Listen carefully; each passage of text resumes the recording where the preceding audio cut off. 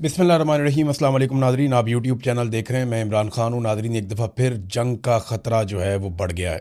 Israeli और अमरीकी media ने दावे शुरू कर दिए हैं और अल जज़ीरा ने भी ये रिपोर्ट किया है कि इसराइली सोर्सेज ये बता रहे हैं कि ईरान के ऊपर दोबारा जल्द बमबारी शुरू हो सकती है। डोनाल्ड ट्रंप ने इसके बारे में एक वाज़ेह इशारा भी दिया था और ख़ुद इसके ऊपर उन्होंने स्टेटमेंट भी दे दिया था कि अगर मामलात हमारे तय नहीं होते तो दोबारा हमें बमबारी शुरू करनी पड़ेगी। ये एक एक्सियूज़ के सीनियर जर्नलिस्ट हैं, बराक रावेद। इनका डोनाल्ड ट्रंप की हुकूमत से काफ़ी अच्छा ताल्लुक़ है, ये बहुत करीबी समझे जाते हैं। उन्होंने आला तरीन अफसरान से बातचीत की है और एक दावा कर दिया है। उन्होंने कहा कि अगर बहुत जल्दी कोई पेशरफ्त ना हुई, बल्कि इन्होंने 24 घंटे का वक्त दिया है कि अगर बहुत जल्दी कोई पेशरफ्त ना हुई तो जंग दोबारा शुरू हो सकती है। और जंग दोबारा शुरू होने की वजह यह है कि पाकिस्तान ने तो पूरी कोशिश की है ना। अब इस पे डोनाल्ड ट्रंप ने बहुत तारीफ़ें की हैं पाकिस्तान की, और बार बार तारीफ़ें की हैं फील्ड मार्शल आसिम मुनीर की और शहबाज शरीफ की, क्योंकि डोनाल्ड ट्रंप एक ऐसी दलदल में फंस गए हैं जहां से उन्हें कोई फेस सेविंग नहीं दे पा रहा, कोई भी उनका साथ नहीं दे रहा। हालात बहुत बुरे हैं उनके लिए। इस वक्त डोनाल्ड ट्रंप एक बेचारा है जिसके पास जो वाहिद चारा है वो एक पाकिस्तान का फील्ड मार्शल और एक पाकिस्तान का वज़ीर आज़म है, जो उसकी फेस सेविंग के लिए कोई भी कीमत अदा करने को तैयार है। दुनिया में कोई और डोनाल्ड ट्रंप का भार उठा नहीं पा रहा। यानी डोनाल्ड ट्रंप से लोग अपने आप को दूर रख रहे हैं, अपने आप को बचा रहे हैं। कोई भी इस शख्स की गारंटी लेने को तैयार नहीं है, क्योंकि डोनाल्ड ट्रंप का एक रिकॉर्ड है झूठ बोलने का। और इनका पिछले दौरे हुकूमत के जो झूठ हैं उनको जब कैलकुलेट किया गया इनके 4 सालों के ऊपर, तो पता चला कि डोनाल्ड ट्रंप ने रोज़ाना के हिसाब से कोई 21 झूठ बोले हैं। हज़ारों की तादाद में इनके झूठ रिकॉर्ड किए थे अमेरिकन मीडिया ने। अब वो तो पकड़ते हैं ना, वहाँ तो मीडिया आज़ाद है। वहाँ तो ऐसा नहीं है जैसे पाकिस्तान के अंदर है कि ये उठा के बंदे ही गायब कर देते हैं। बहरहाल अब ये दावा किया जा रहा है कि डोनाल्ड ट्रंप को दोबारा लड़ाई में जाना पड़ जाएगा अगर उसे कोई फेस सेविंग ना मिली तो क्या जंग दोबारा शुरू हो सकती है? इसका सबसे बड़ा जो एक रीज़न बन रहा है वो आबना हुर्मुज़ की बंदिश है। ईरान ने कहा कि आप मुहासरा ख़त्म कर दें और हम आबना हुर्मुज़ को खोल देते हैं, लेकिन अपनी शराइत के तहत। अमेरिका ने यह कहा कि आबना हुर्मुज़ हमने ताकत से खुलवा ली और हमारा मुहासरा जारी रहेगा। अब एक नया प्लान भी अमेरिका ने बनाया, वो प्लान मैं आपके सामने रख देता हूँ। ये वॉल स्ट्रीट जर्नल की रिपोर्ट है। ये रिपोर्ट क्या कह रही है? इस रिपोर्ट के मुताबिक अमरीकी हुकाम का कहना है कि अमरीकी फ़ौज ने आने वाले दिनों में ईरान से मुंसलिक बहरी जहाज़ों पर सवार होने और उनकी तलाशी लेने और उनको तहवील में लेने की तैयारियां शुरू कर दी हैं। रिपोर्ट के जो अहम नुकात हैं वो क्या है? कार्रवाई का मकसद ये है कि ये इकदाम ईरान के खिलाफ जारी बहरी नाकाबंदी को मज़ीद सख्त करने की हिकमत अमली का हिस्सा है, जिसका मकसद ईरान की तेल की बरामदात और दीगर ममनुआ सामान की तरसील को रोकना है। बैनुल-अक़वामी पानियों में कार्रवाई। अमरीकी बहरिया और स्पेशल फोर्सेस को इन जहाज़ों को रोकने और इन पर कब्जे के लिए अलर्ट कर दिया गया है जो बैनुल-अक़वामी समुद्री कवानीन या पाबंदियों की खिलाफ वर्जी कर रहे हैं। ये तैयारी एक ऐसे वक्त में की जा रही है जब आबना हुर्मुज़ में ईरान और अमेरिका के दरमियान कशीदगी अरूज पर है और जंगबंदी के मुआहदे की मुद्दत ख़त्म होने के करीब है। अब ये एक, क्योंकि वॉर ट्रॉफी तो मिल नहीं रही, डोनाल्ड ट्रंप को किसी किस्म की कोई फेस सेविंग नहीं मिल रही, तो अब ये करेंगे क्या? अब ये कोई ईरानी जहाज़ जो सिविलियन जहाज़ होंगे या कोई टैंकर्स होंगे या कोई माल बरदार जहाज़ होगा, ये उसके ऊपर कब्जा करेंगे, अपने फौजियों को वहाँ पे चढ़ाएंगे, वहाँ वीडियो बनाएंगे। डोनाल्ड ट्रंप उस वीडियो को या तस्वीर को दिखाएंगे और डोनाल्ड ट्रंप ये कहेंगे देखें हमने ईरानी जहाज़ों पर कब्जा कर लिया है, हमारे लिए कोई मसला नहीं है, हम ईरान पे भी कब्जा कर सकते हैं। ये स्टेटमेंट आपको आने वाले दिनों में अगर हालात ठीक ना हुए तो सुनने को मिल सकते हैं। फॉक्स न्यूज़ जो डोनाल्ड ट्रंप के बहुत करीब है, यानी रिपब्लिकन वाले फॉक्स न्यूज़ देखते हैं, जबकि डेमोक्रेट्स जो हैं वो ज़्यादातर CNN देखते हैं। तो फॉक्स न्यूज़ ने एक दावा किया, उन्होंने कहा जी आपने हुर्मुज़ पर मुकम्मल कंट्रोल पासदाराने इनकलाब का है, और ये उन्होंने अपने सोर्सेज से बताया और ये सरकारी सोर्सेज हैं। उन्होंने कहा कि बड़े मौसर तरीके से आबना हुर्मुज़ बंद है, कई जहाज़ वापस जा चुके हैं। ये ज़रा एक तस्वीर देखें, आपको इसमें सारी कहानी समझ आएगी। ये देखें, पिछले 50 दिन के अंदर जो आबना हुर्मुज़ है वो किस तरीके से बंद है और वहाँ से कितने जहाज़ गुजर रहे हैं। अगर आप पिछला डाटा देखें, इसमें ये जो अलग अलग कलर्स के साथ आपको बताया जा रहा है कि कौन कौन से कलर में कौन कौन से कंटेनर्स हैं। बहरहाल ये सारे माल बरदार जहाज़ हैं जो आबना हुर्मुज़ में से गुजरते थे। इनकी तादाद 150 के लगभग, 125 150 के बीच में रहती थी।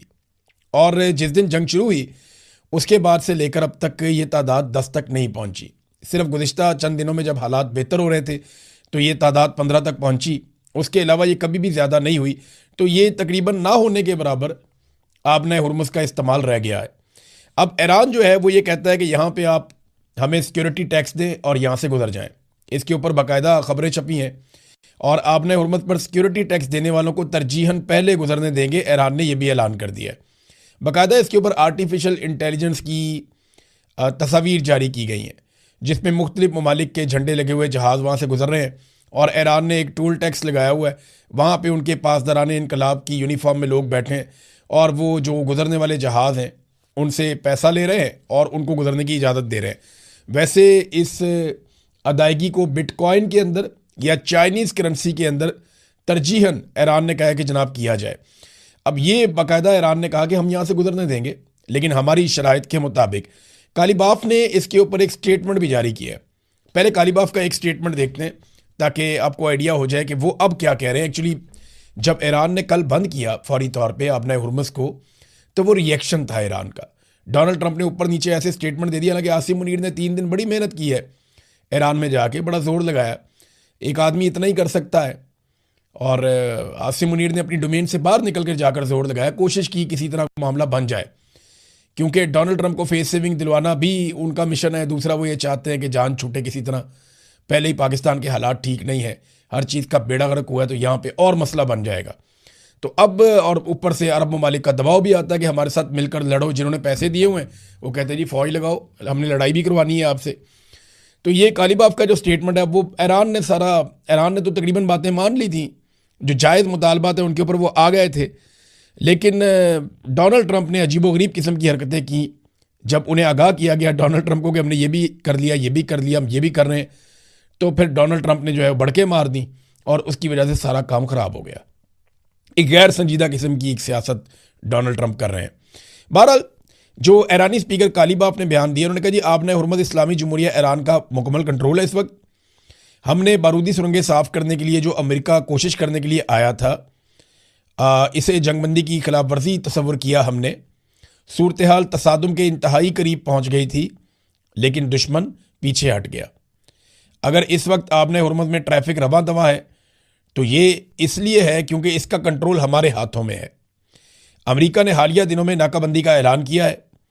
ये एक लापरवाह और जाहिलाना फैसला है। ये नामुमकिन है कि दूसरे तो आबना हुर्मुज़ से गुजर सकें लेकिन हम ना गुजर पाएँ। अगर अमेरिका ने नाकाबंदी ख़त्म ना की तो आबना हुर्मुज़ से आमदोरफ्त को यकीनी तौर पर महदूद कर दिया जाएगा। वो तो पहले ही बहुत महदूद है, हालात इतने अच्छे तो हैं नहीं आबना हुर्मुज़ में। भारतीय जहाज़ के ऊपर एक पे फायरिंग हुई है, भारतीय कंटेनर वहाँ से जा रहा था टैंकर, उसके ऊपर जो है वो फायरिंग का वाक़या हुआ है।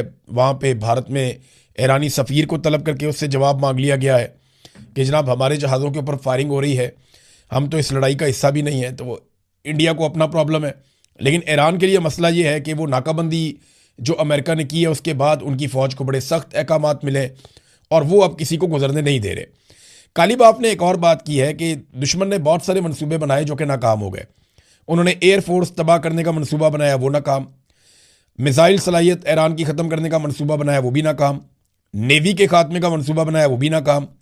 ज़मीनी हमले का एक मनसूबा बनाया ईरान के अंदर, वो भी नाकाम। और अब आबना हुर्मुज़ को खुलवाने का मनसूबा बनाया। इन सारे मनसूबों में हमारा दुश्मन नाकाम रहा है। ये बात की कालीबाफ ने, जो मुज़ाकराती टीम के हेड हैं। अब अल जज़ीरा ने एक खबर जारी की है जिसमें अमेरिका के मिलिट्री ऑफिशियल्स ने ये दावा किया है अमेरिकी मीडिया के सामने कि ईरान के पास अब भी कम से कम 40% उनके जो ड्रोन्स हैं उनका स्टॉक बरकरार है। यानी जो ड्रोन्स ईरान ने पहले चलाए, मिसाइलों के बारे में कोई स्टेटमेंट नहीं दिया उन्होंने, लेकिन ड्रोन्स के बारे में उन्होंने कहा जी कि हमें खदशा है कि ईरान के पास अगर सारे नहीं हैं तो 40% कम से कम ड्रोन्स उनके पास मौजूद है। जबकि ईरान का दावा है कि उन्होंने अपने 30% से भी कम हथियार इस्तेमाल किए। अलग अलग बातें करते हैं। अब अमेरिका का दावा है कि हमने बहुत हथियार ईरान के ज़ाया कर दिए हैं, ईरान का दावा नहीं जी हमारे पास बहुत बल्क में पड़े हैं। ऐसा दावा भी किया गया था कि ईरान के पास गालिबन कोई 80,000 के करीब ये शायद ड्रोन मौजूद हैं। अब पता नहीं इतने हैं या नहीं, लेकिन बहुत बड़ी तादाद में वीडियोस तो पहले जारी की गई थी। और जिस तरह ईरान ने चलाया उससे तो ये अंदाज़ा होता है कि उनके पास इनकी मिकदार काफ़ी ज़्यादा है, वो कम नहीं है। अब नाज़रीन, एक तरफ जो है वो डोनाल्ड ट्रंप कोशिश कर रहे हैं, फील्ड मार्शल कोशिश कर रहे हैं को फेस सेविंग मिल जाए, को मामला किसी तरफ चला जाए, जान छूट जाए, लड़ाई ना लड़नी पड़े, क्योंकि अमेरिका को अकेले लड़ने की आदत नहीं है। ये लड़ाई उन्हें अकेली लड़नी पड़ी तो उनके लिए बड़ी मुसीबत बन जाएगी। दुनिया के अंदर उनके पास सुपर पावर होने का एक स्टेटस है, वो दुनिया का सेवियर कहलाते हैं, लेकिन जब वो तबाही फैलाएंगे और दुनिया उन पर तनकीद करेगी तो अमेरिका पहले जैसा नहीं रहेगा, उनके लिए प्रॉब्लम हो जाएगा आलमी सतह के ऊपर। तो अमेरिका को इत्तेहादी तो मिले नहीं। अब इत्तेहादियों के बगैर अमेरिका लड़ाई लड़ना नहीं चाहता, तो डोनाल्ड ट्रंप को फेस सेविंग के लिए अब यही हमारे वाले लोग मिले हुए हैं, आसिम मुनीर साहब, शहबाज शरीफ साहब, ये कोशिश करें तो डोनाल्ड ट्रंप ने इनके लिए एक इनाम भी मुकर्रर किया है। लेकिन साथ ही साथ मैं आपको ये भी बता दूं कि मिडल ईस्ट के अंदर अमेरिकी नकलो हरकत जो है वो बहुत तेज़ हो गई है, बहुत तेज़ हो गई है। उनके जो तैयारे हैं, जो हथियार लेकर आते हैं, माल बरदार तैयारे, वो बहुत तेज़ी से मिडल ईस्ट में नकलो हरकत कर रहे हैं और बहुत तेज़ी से हथियार मिडल ईस्ट में पहुंचाए जा रहे हैं। उनके बहरी बेड़े जो हैं वो मुख्तलिफ एरियाज़ में आकर खड़े हो गए हैं, लंगर अंदाज हो गए हैं।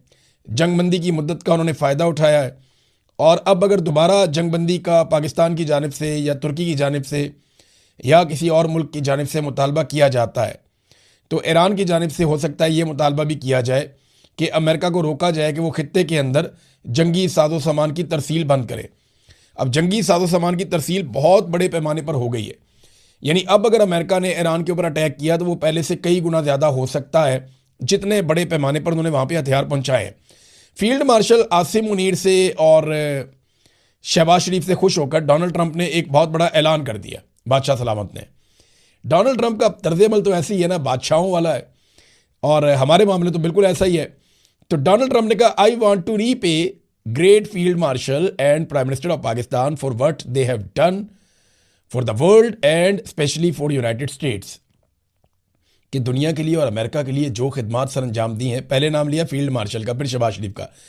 डोनाल्ड ट्रंप को आहिस्ता आहिस्ता पता चल गया इन दोनों में सीनियर कौन है और जूनियर कौन है, तो डोनाल्ड ट्रंप ने पहले नाम लिया फील्ड मार्शल का, फिर बाद में नाम लिया शहबाज शरीफ का। वो भी समझ गया कि अर्दली कौन है और ऑफिसर कौन है, तो फील्ड मार्शल का नाम पहले लिया, शहबाज शरीफ का नाम बाद में लिया, और ये कहा कि हमारे लिए बड़ी खिदमात इन्होंने सर अंजाम दी हैं तो मैं इन्हें एक इनाम देना चाहता हूँ। आई टॉक टू फीफा, मैंने फीफा से बात की है, ये फुटबॉल की जो फेडरेशन है, वर्ल्ड कप आने वाला है, FIFA president, to get him to add Pakistan football team in coming world cup और throw out any NATO team to make some room. वो कह रहे नेटो की कोई एक आधी टीम बाहर निकालो फीफा वर्ल्ड कप में से और पाकिस्तान की टीम को फीफा वर्ल्ड कप के अंदर डाल दो। यानी अपने लिए नोबेल पीस प्राइज और हमारे लिए सिर्फ वर्ल्ड कप के अंदर पार्टिसिपेशन। पता है पाकिस्तान टीम की क्या दुर्गत बनेगी? हमारा खेल ही नहीं है फुटबॉल भाई, हम तो क्रिकेट खेलते हैं, हमारे खेल और तरह के हैं, बॉक्सिंग खेलते हैं हमारे लोग, क्रिकेट खेलते हैं और बहुत सारी गेम्स खेलते हैं, लेकिन हॉकी भी खेलते हैं, लेकिन फुटबॉल नहीं खेलते। पाकिस्तान में फुटबॉल लोग खेलते हैं लेकिन उतना अच्छा नहीं खेलते। हमारी कोई वर्ल्ड क्लास लेवल की कोई टीम नहीं है, ना वो ट्रेनिंग है, ना उस तरह के ग्राउंड्स हैं पाकिस्तान में। तो डोनाल्ड ट्रंप ने कहा जनाब अपने लिए अपनी दफ़ा, जनाब डोनाल्ड ट्रंप, क्योंकि मैं बड़ा अमन पसंद हूँ और मैं खिदमत कर रहा हूँ दुनिया का, तो मुझे मिलना चाहिए अमन का नोबेल इनाम।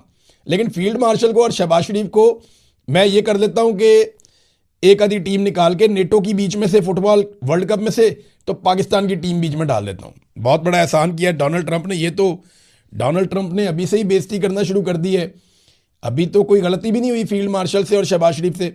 मेरे ख्याल में डोनाल्ड ट्रंप की तवक्कुआत बहुत ज़्यादा है फील्ड मार्शल से और शहबाज शरीफ से, और हमारे अरब ममालिक की तवक्कुआत भी बहुत ज़्यादा है।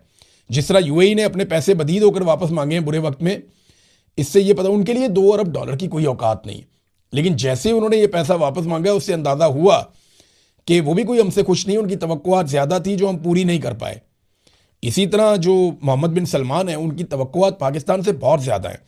क्या पाकिस्तान ने जो सबको काका दिया हुआ है या सबको जो तवक्कुआत भरपूर किस्म की दी हुई हैं, पाकिस्तान उन पे पूरा उतर पाएगा? ये एक बड़ा सवाल है, इसका भी हमारे पास जवाब नहीं है। लेकिन रावलपिंडी में ऑर्डर जारी किए गए हैं कि होटल्स, शादी हॉल्स, हॉस्टल्स, मदारस, ये सारी चीज़ें बंद कर दी जाएं।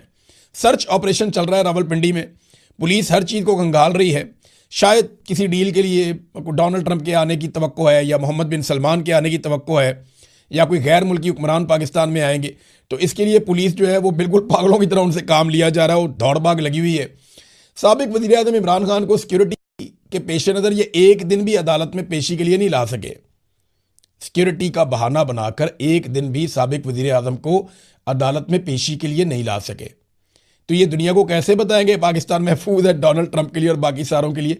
इन्होंने ड्रामे कर करके ना पाकिस्तान का मजाक बनाया हुआ है। इमरान खान को भी अदालतों में आने देना चाहिए था ताकि दुनिया को भरोसा रहता कि पाकिस्तान एक ऐसा मुल्क है जहां पे अमन व अमान है और कोई इतनी बुरी बात नहीं है। नाज़रीन, एक चीज़ मैं आपके सामने रखना चाहता हूं, दो चीज़ें हैं, दो आखिरी खबरें हैं। उनमें एक खबर तो ये है कि LNG के जो टर्मिनल्स लगाए गए हैं पाकिस्तान में, इन पे अली परवेज़ मलिक जो वज़ीर पेट्रोलियम है उन्होंने बड़ी तनकीद की है। उन्होंने कहा जी LNG टर्मिनल्स के मुआहदे नाकस है। अगर मुआहदे के मुताबिक हमें गैस ना भी मिले, यानी अगर हम गैस टर्मिनल के अंदर नहीं भी रख रहे, होता यह है कि हमारी LNG बाहर से आती है, वो बाकायदा बहरी जहाज़ पे आती है। वो LNG जो है वो पहुंच जाती है हमारे पोर्ट पे, वहाँ पे टर्मिनल लगाए हुए हैं, उन टर्मिनल्स के ज़रिए से आप अपने सिस्टम में डालते हैं और वहाँ पे आप भरते हैं। अब स्टोरेज भी है। तो मामला ये है कि आपको बेशक LPG मिले या ना मिले, आप उन्हें इस्तेमाल करें या ना करें, उन टर्मिनल का किराया आपने देना है। उसको भी कैपेसिटी पेमेंट कहते हैं। और ये $15 मिलियन की कैपेसिटी पेमेंट आपको करनी पड़ती है। $15 मिलियन ठीक ठाक अमाउंट है, ये आपको देने पड़ते हैं। आप उसको इस्तेमाल करें ना करें, कैसी दिहाड़ी लगाई अगलों ने। एक दफ़ा उन्होंने वो एक फैसिलिटी बनाई और नवाज शरीफ ने और शहबाज शरीफ ने उनको ऐसा नवाजा, उनके साथ ऐसा मुआहदा किया कि हम LPG लें या ना लें, हम आपको इसका किराया देते रहेंगे। $15 मिलियन आप हमसे वसूल करते जाइएगा। आपकी मौजें लग गई हैं। ये मुआहदा किया है इन्होंने पाकिस्तान के साथ। इनका अपना वजीर कह रहा है कि ये कोई सरपाँव ही नहीं है इसका, वो सर पकड़ के बैठा हुआ है। इनका अपना वजीर है अली परवेज़ मलिक। और ये मुआहदा किसने किया था? नवाज शरीफ की काबीना ने, नवाज शरीफ ने।